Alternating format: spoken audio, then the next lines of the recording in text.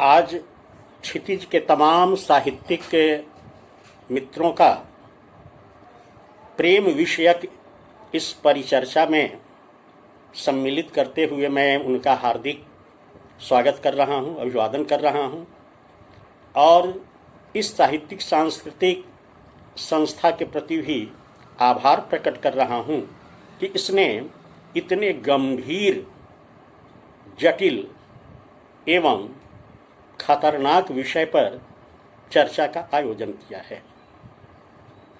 प्रेम, प्रीति, प्रणय, प्यार, राग, अनुराग, श्रद्धा, भक्ति, वात्सल्य, स्नेह जैसे चाहे जितने भी नाम दे लें, इनका आशय और अभिप्राय मात्र इतना है कि हमारे यह हृदय, हमारे मन और हमारे अंतर की निष्पृह, निष्काम और निर्दोष भावनाओं का किसी के प्रति अर्पण है, समर्पण है, निवेदन है।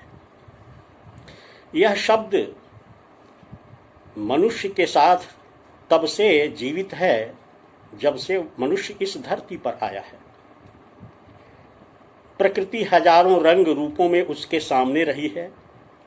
उसके जीव जंतु, नर नारी सभी एक दूसरे को किसी न किसी रूप में आकर्षित करते रहे हैं और यह आकर्षण प्रेम का ही एक नाम है। राष्ट्र प्रेम हो, व्यक्ति प्रेम हो, पति पत्नी का प्रेम हो, पिता पुत्र का प्रेम हो, नाम चाहे उनके जितने भी हो लें, वे सब हमारे उसी अंतर मन की निश्चल निष्काम भावना की अभिव्यक्ति है।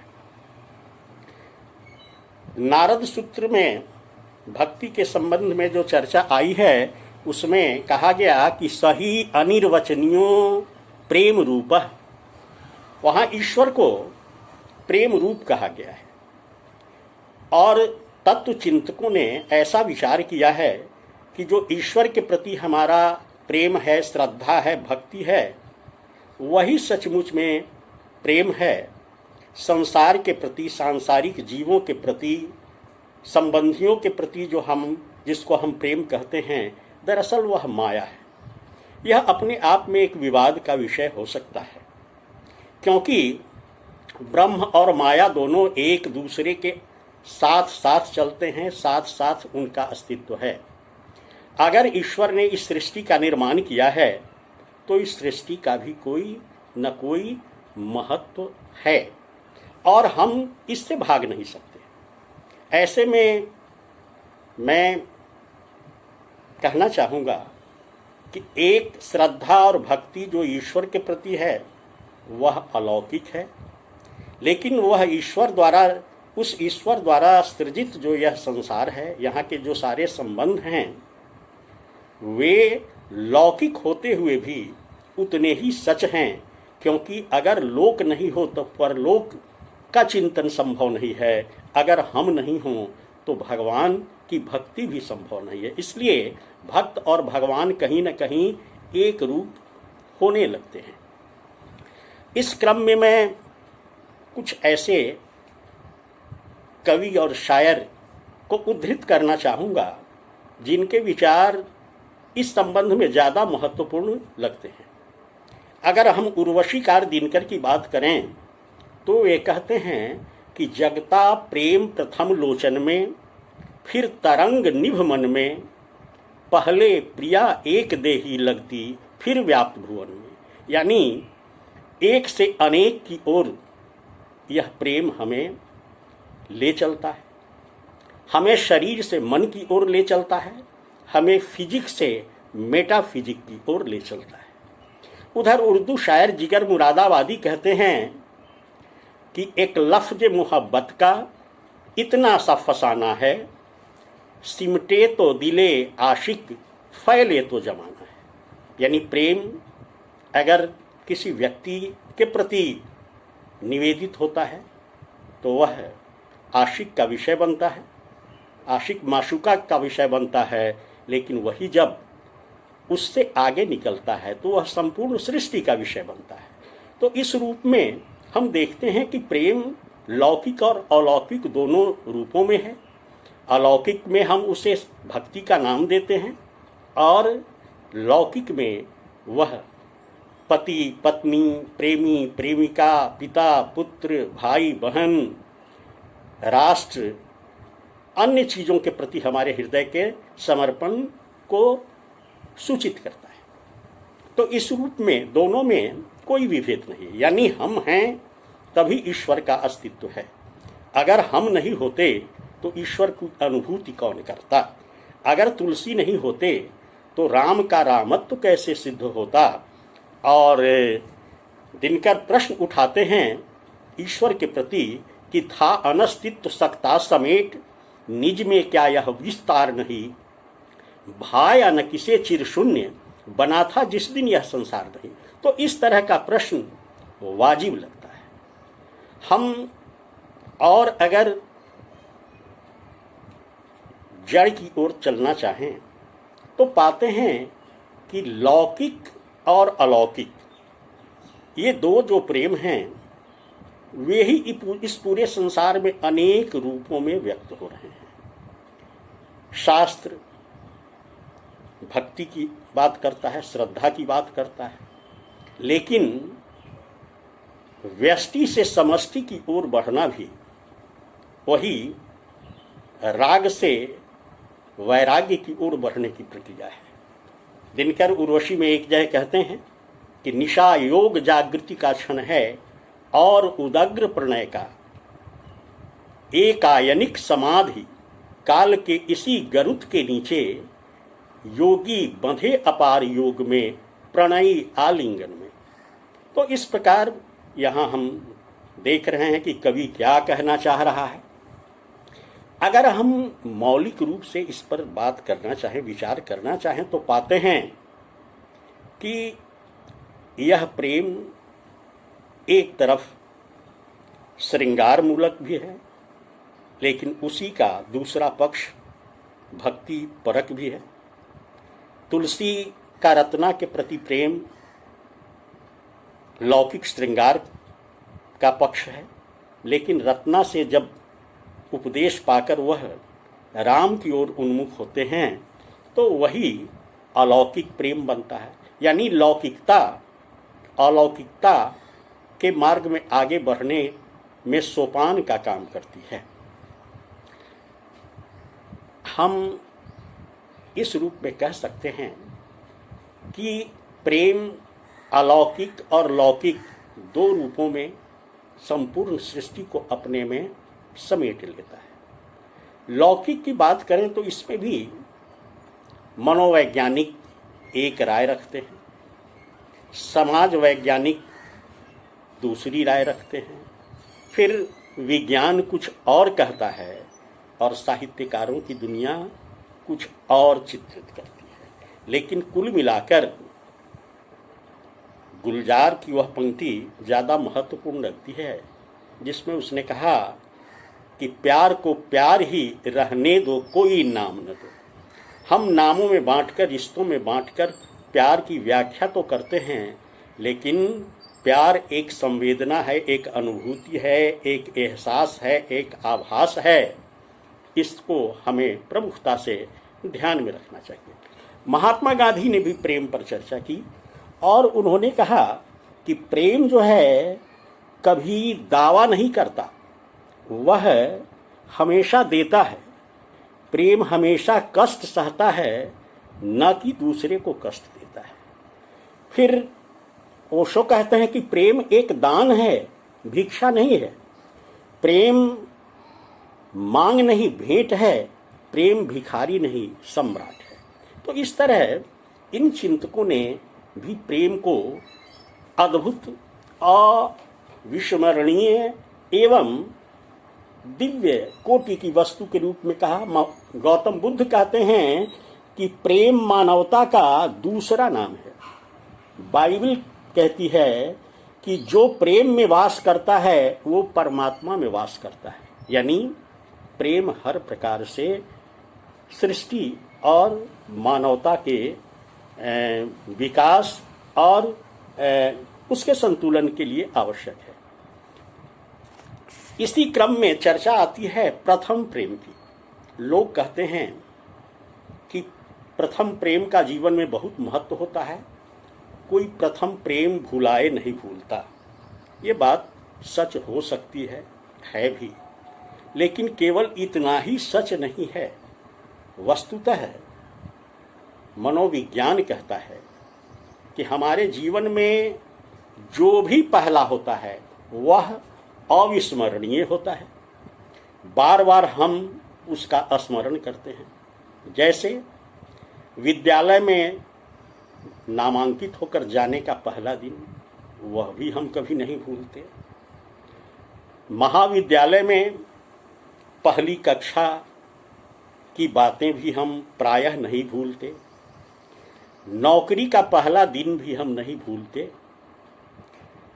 शादी विवाह के क्रम में विवाह का पहला दिन भी नहीं भूलते।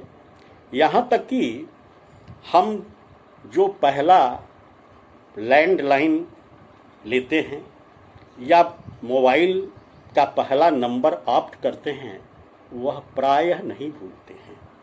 अन्य नंबर्स हम भूल जाते हैं। हो सकता है आपके पास 4-5 मोबाइल नंबर्स हों, लेकिन जो पहला नंबर है वो सर्वाधिक महत्वपूर्ण होता है। तो जीवन में प्रथम महत्व या प्रथम का महत्व होता है, वो अविस्मरणीय होता है। प्रेम चूंकि एक ऐसा संपृक्त आभास है, एहसास है, वह एक ऐसी अनुभूति है जो पहली बार हमारे जीवन को दीप्त करती है। हम स्मरण करें चंद्र शर्मा गुलेरी की कहानी। उसने कहा था एक बच्चा और एक बच्ची अमृतसर के बाजार में मिलता है। दोनों अपने घर से या एक अपने संबंधी के यहाँ से दुकान पर कुछ लेने जाते हैं। 2-4 बार आपस में भेंट होती है, दुकान पर कुछ बातें होती हैं, चुहल, बचपन का चुहल होता है। एक बार बगल से गुजरता हुआ एक तांगा भड़कता है, उसका घोड़ा भड़क जाता है और बालिका उस तांगे के नीचे चली जाती है। अचानक वह बच्चा उसको बाहर खींच लेता है, जबकि वो खुद जोखिम में पड़ जाता है। बात खत्म हो जाती है, लेकिन बात यहीं पर समाप्त नहीं होती, स्मृतियां बनी रहती हैं। वे ही बालक बालिका एक समय लहना सिंह एक सेना का सिपाही है और हजारा सिंह, बोधा सिंह, ये उस बालिका के पुत्र और पति हैं। सरदार जब लाम पर जाने लगता है तो वह लहना को अपने घर पर बुलाए होता है साथ चलने को, और वह कहता है कि हमारी सरदारिन तुमको जानती है। उस समय सरदारिन लहना से आग्रह करती है कि तुम्हें स्मरण होगा कि बचपन में तुमने एक बार मेरी जान बचाई थी। आज मेरा पति और पुत्र भी मैं तुम्हारे विश्वास के साथ हिफाजत में छोड़ती हूँ, तुम इनकी रक्षा करना।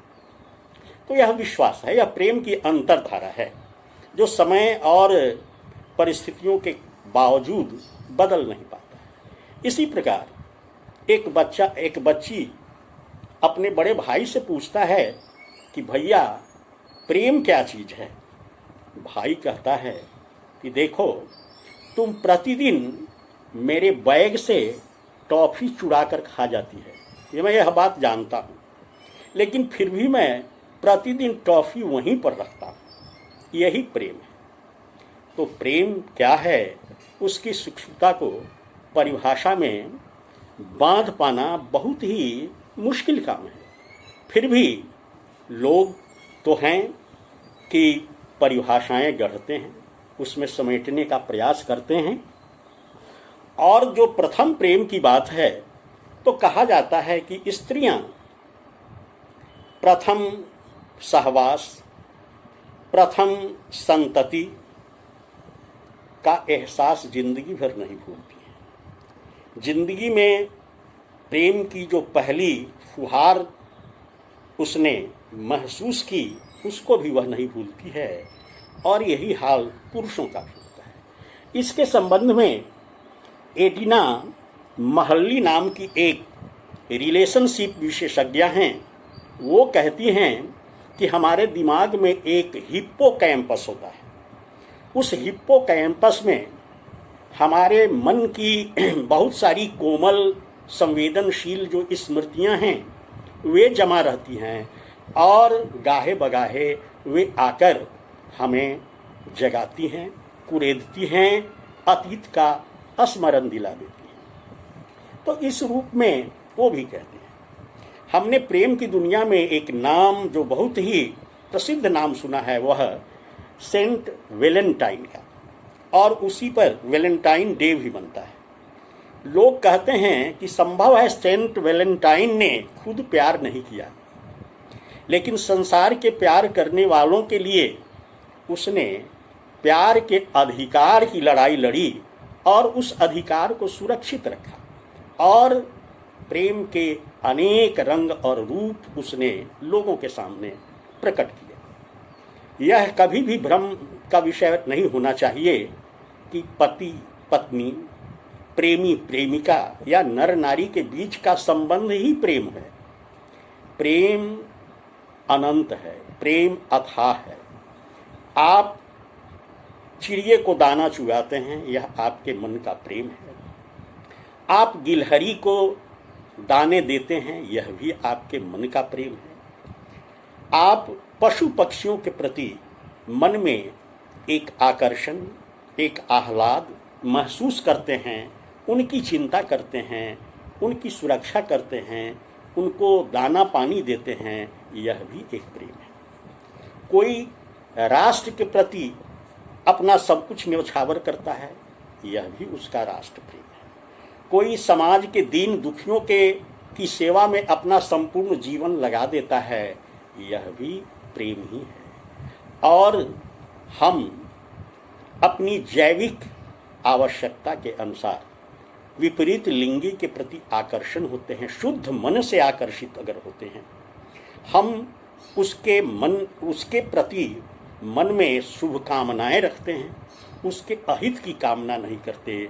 वह प्राप्त हो या न हो, लेकिन हर प्रकार से हम उसकी मंगल कामना करते हैं, यह भी प्रेम है। तो प्रेम जो है हजारों रंग में, बल्कि फैज अहमद फैज के एक शेर को उद्धृत करते हुए मैं कहना चाहूँ कि उसने कहा कि न गुल खिले हैं, न उनसे मिले हैं, न मैं पी है, हजार रंग में अब की बहार गुजरी है। तो प्रेम तो हजारों रंग में है। जैसे एक शायर कहता है कि वो तो खुशबू है, हवाओं में बिखर जाएगा, मसला फूल का है, फूल किधर जाएगा। तो प्रेम एक ऐसा एहसास है, एक ऐसा आभास है जो सृष्टि के कण कण में परिव्याप्त है। हम कहाँ से और किस रूप में उसको बटोर लाना चाहते हैं, यह हमारे ऊपर निर्भर करता है। प्रेमचंद की कहानी ईदगाह हमने पढ़ी है और पाया है कि हामिद कुछ पैसे लेकर मेला देखने जाता है और भी बच्चे आते हैं। रंग बिरंग के खिलौने हैं, मिठाइयाँ हैं, बच्चे उसका आनंद लेते हैं। हामिद भी उन चीज़ों को देखता है, लेकिन हामिद के मन में एक दूसरी ही बात है। जब वह घर लौटता है तो अपने पैसे से वह उस बूढ़ी दादी के लिए एक चिमटा खरीद कर लाता है, जो बूढ़ी दादी को रोटी बनाते समय बार बार अपना हाथ जला लेना पड़ता था। तो उस दादी के प्रति हामिद के मन का वह प्यार जो है, प्रेम जो है, उस चिमटे के रूप में आया है और उसने अपनी इच्छाओं पर लगाम लगा दी। तो प्रेम में त्याग होता है, बलिदान होता है। उसमें यह सोचा जाता है कि हम कैसे किसको प्रसन्न रख सकें, किसी के लिए क्या हम कर सकें, क्या दे सकें। यानी प्रेम आदान नहीं, प्रदान चाहता है। प्रेम के विषय में हमारे हिंदी साहित्यकारों ने जो कहा है वह बहुत ही ध्यान देने की वस्तु है। हम स्मरण करें, बल्कि हिंदी से पहले जरा सा हम कालिदास की ओर बढ़ें। वे प्रकृति और प्रेम के बहुत बड़े चितेरे थे। मेघदूत में वे एक जगह लिखते हैं कि प्रेम या स्नेह क्या है और इसका अस्तित्व क्या है। तो उन्होंने कहा कि स्नेहा नाहु किमपि विरहे ध्वंसी नस्ति त्वभोगात्, इष्टे वस्तुन्युपचित रसः प्रेम राशिर्भवन्ति। यह न समझना विरह अगन में जलकर प्रेम ध्वस्त होता है, इष्ट याद में रचा बसा रससिक्त घनित शाश्वत होता है। यानी प्रेम विरह से विघटित नहीं होता, विचलित नहीं होता, घटता नहीं। हिंदी में कबीर जो अपनी तलखी के लिए, अपने दोहों, अपनी साखियों और अपनी पदावलियों में सत्य के स्वरूप चित्रण के लिए बदनाम हैं या जाने जाते हैं, वे कहते हैं कि प्रेम न बारी उपजय, प्रेम न हाट बिकाए, राजा परजा जेहि रुचय, शीश दे ले जाए। फिर कहते हैं कबीरा यह घर प्रेम का, खाला का घर नाही, शीश उतारी भूमि धरे, सो बैठे घर माही।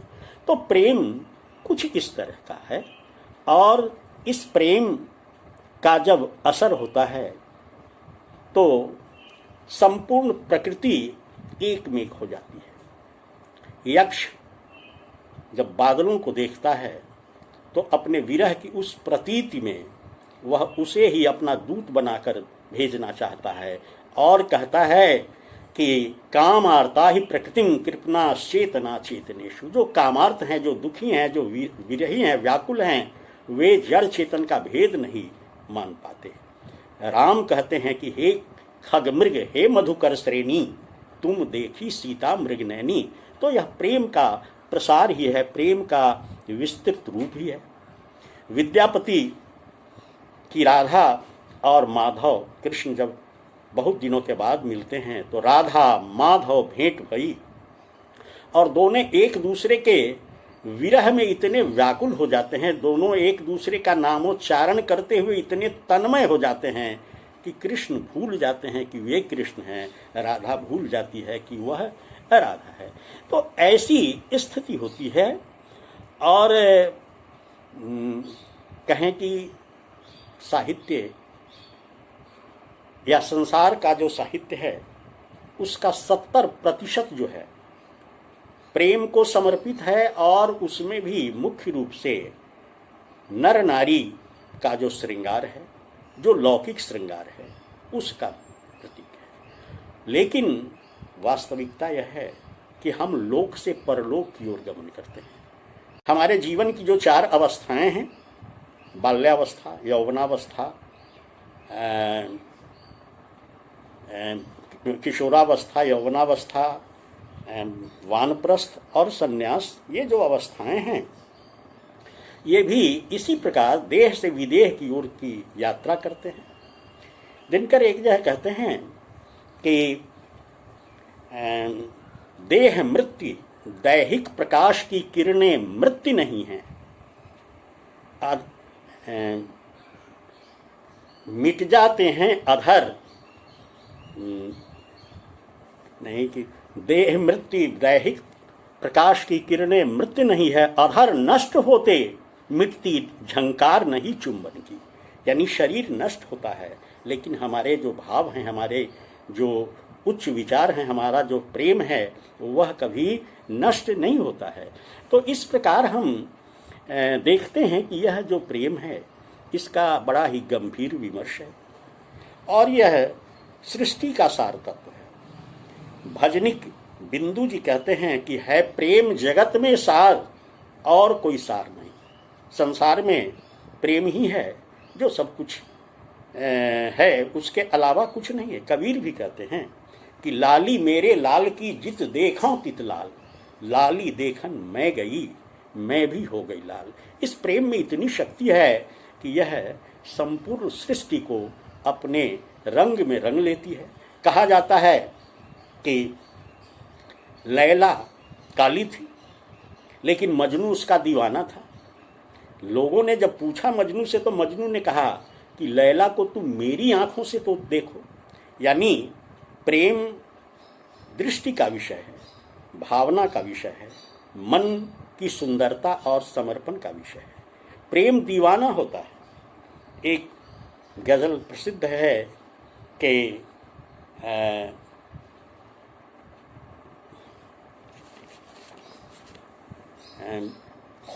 मिल जाए तो मिट्टी है, खो जाए तो सोना है।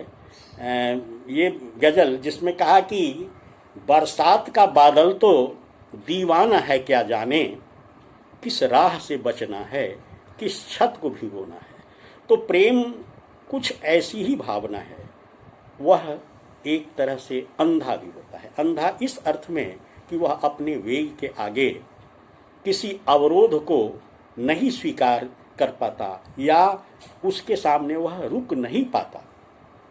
इस तरह एक कथा प्रसंग आया है या लोक कथा है।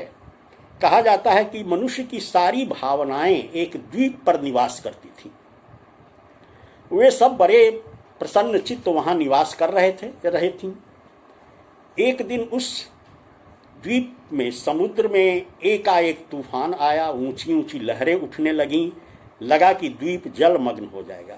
सभी भावनाओं ने प्रेम से आग्रह किया कि भाई कोई उपाय करो, और प्रेम ने एक नौका तैयार की। सभी लोग उस पर बैठ गए, प्रेम भी बैठ गया, लेकिन अहंकार उस नाव पर नहीं बैठा, वह नीचे ही रहा। प्रेम बार बार अहंकार को मनाता रहा। मनाते मनाते वह स्वयं उतर गया उसको ऊपर चढ़ाने के लिए, लेकिन अहंकार नहीं माना और प्रेम उसको मनाते मनाते द्वीप में फंसी रह गई। तूफान तेज होता गया। सारी भावनाएं उस नाव को लेकर पार चली गईं, लेकिन प्रेम और अहंकार दोनों जलमग्न हो गए, नष्ट हो गए। यह इस बात का प्रतीक है कि प्रेम में अहंकार का कोई स्थान नहीं है। अगर आपके मन में अहंकार है तो वह प्रेम को नष्ट करेगा या प्रेम का अहित करेगा। तो इस रूप में क्षितिज ने जो यह एक प्रेम प्रसंग का विषय आज विमर्श के दायरे में लाया है, वह अपने आप में बहुत ही महत्वपूर्ण है। प्रेम के हजारों रंग हैं और मैं वही दर्पण वही, ना जाने ये क्या हो गया कि सब कुछ लागे नया नया। दरअसल सृष्टि में सब कुछ एक नियमबद्ध तरीके से परिवर्तित होता चलता है, लेकिन मनुष्य का मन जैसा होता है सृष्टि वैसी ही लगती है। जो मधुबन गोपियों को कृष्ण की उपस्थिति में अनंत आह्लाद और मादकता प्रदान करता था, कृष्ण के चले के जाने के बाद वह कष्ट पहुंचाता है और गोपियां उबालंब करती हैं, व्यंग्य करती हैं कि मधुबन तुमकत रहत हरे, विरह वियोग श्याम सुंदर के ठाढ़े क्यों न जरे। इस तरह का उपालंब वो करती हैं। गीता में कहा गया है कि मन एव मनुष्यानाम कारणम बंध मोक्षयो।